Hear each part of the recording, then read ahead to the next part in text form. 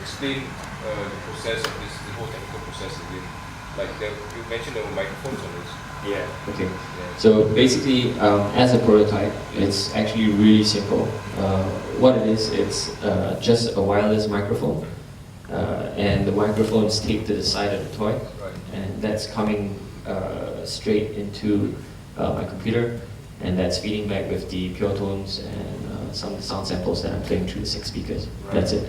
So one of the ideas that we had actually was to use that not just as like a sensor for the environment, but also a speaker array, right? That's why there are speakers there. So we built the speakers, but we realized that it's not actually sounding as nice as it should, because the speakers are not powerful enough. And right now we're using very DIY preamps, which are also, you know, very cheap and not that powerful. So they don't sound very good, but the eventual idea, hopefully, is to have that become part of the sound source, right? So if we can get a loudspeaker or a subwoofer loud enough to have, you know, to place on that, have that move around the space, then that becomes both the sensor as well as the speaker for the system.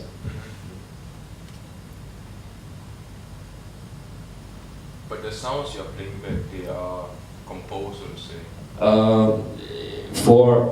For just speakers 2 and 6, there are some. So speaker 2 goes like this, right? That's just basically, you know, like a robotic kind of thing. But the rest of them, they are pure tones that are feedbacking automatically. So there isn't very much that's coming in until it comes over, and then it starts to move. So this one has a resonant frequency, which and that's it. So that beat is just the looper comes back again, and then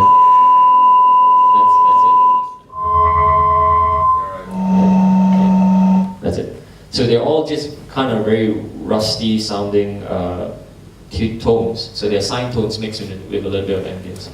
And as it goes across, you know, then it pushes all these things into play, in phase, out phase with each other.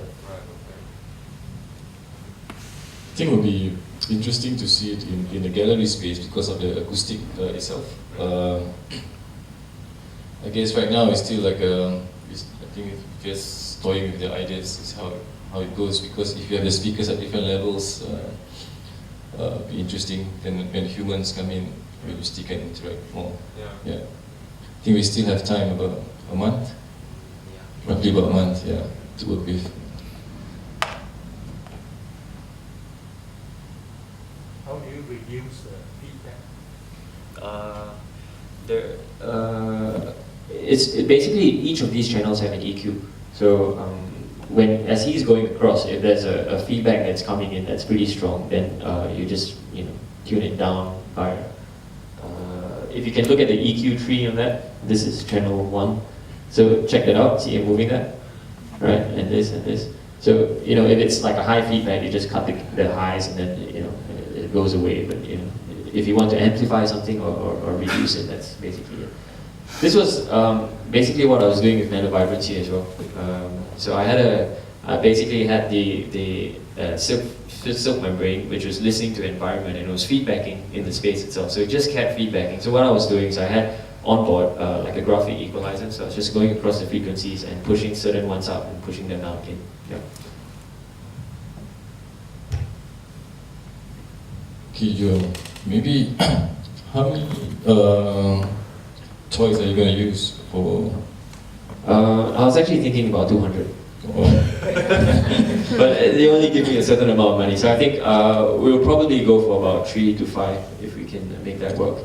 And each of these are, it's cool because they all have eyes around them, so as they move into, they hopefully won't, you know, hit people as they walk across, but they'll react to it and to each other as well. So they move around these spaces. They're kind of like, you know, random, so-called random movements of like, you could call them atoms in the space as well.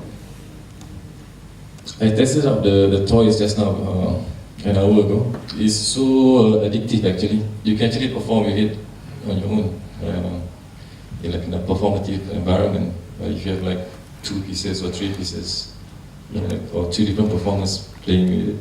Yeah, definitely we'll think about that. In fact, might even, you know, during the during the what was that called, on August the 31st, the opening Festival. ceremony.